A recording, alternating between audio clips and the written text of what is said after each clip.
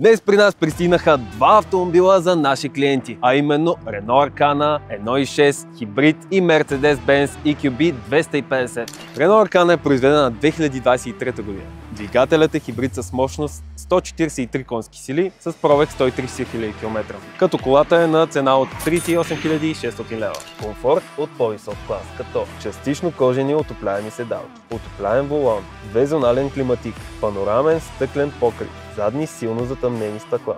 С Arcana получавате и пълна технологична сигурност, а именно LED фарове с асистент за дълги светлини, активен асистент за поддържане на лентата, разпознаване на пътни знаци, аварийно спиране и предупреждение за разстояние, асистенти за паркиране плюс камера за заден ход, Blind Spot Assist. Автомобил с пълна сервизна история, един собственик и Евро 6.